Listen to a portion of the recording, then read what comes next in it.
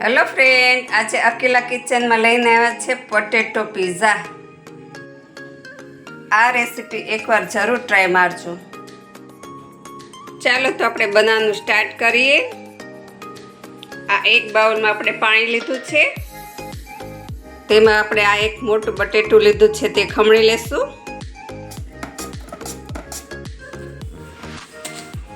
જો આ બટેટાની ચિપ્સ થઈ ગઈ છે। હવે આપણે તેને 2-3 વાર સારા પાણીથી ધોઈ નાખશું।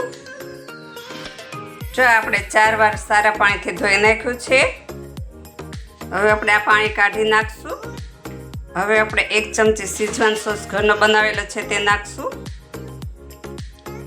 થોડું આપણે મીઠું નાખશું, થોડું તીખાનો ભૂકો નાખશું, થોડું આપણે ચીલી ફ્લેક્સ નાખશું,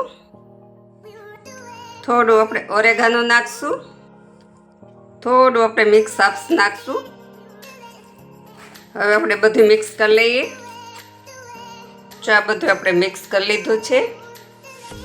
1 ચમચી કોર્નફ્લોરની નાખશું આપણે, 3 ચમચી મેંદાનું નાખશું આપણે।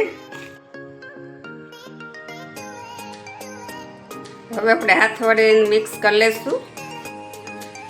હવે આને આપણે 5 મિનિટ ઢાંકીને રાખી દઈશું એટલે બરોબર સેટ થઈ જશે। ચલો હવે આપણે ચેક કરી લઈએ।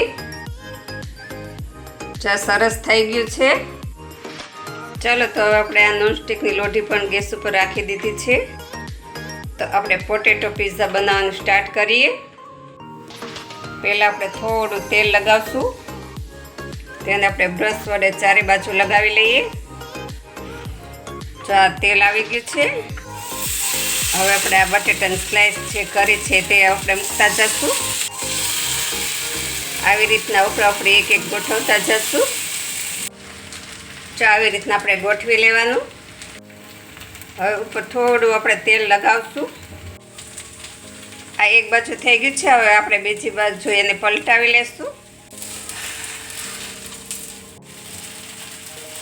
જો બીજી બાજુ પલટાવી લીધું છે આપણે। જો આ બંને બાજુ સરસ થઈ ગયું છે। હવે આપણે આની ઉપર શીઝવાન સોસ ઘરનો છે તે લગાવશું। ઉપર ટમેટો સોસ લગાવવાનો, ઉપર મોઝરેલા ચીઝ હવે નાખશું। આ પનીરના પીસ ઝીણા છે તળેલા તે હવે આપણે રાખશું। ઉપર હવે આપણે આ બાફેલી મકાઈ છે તે નાખશું। હવે લીલી કેપ્સિકમ નાખશું,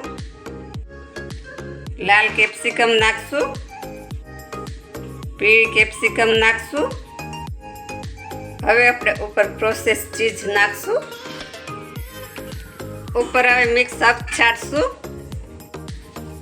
ઓરેગાનો છાંટશું, ચીલી ફ્લેક્સ છાંટશું। હવે આપણે એને ઢાંકીને મૂકી દઈએ ચીઝ મેલ્ટ થાય ત્યાં સુધી। ચાલો હવે ચેક કરી લઈએ। જો આ ચીઝ મેલ્ટ થઈ ગયું છે, હવે આપણે ઉતારી લઈએ। તો ચાલો આપણે પ્લેટિંગ કરીએ।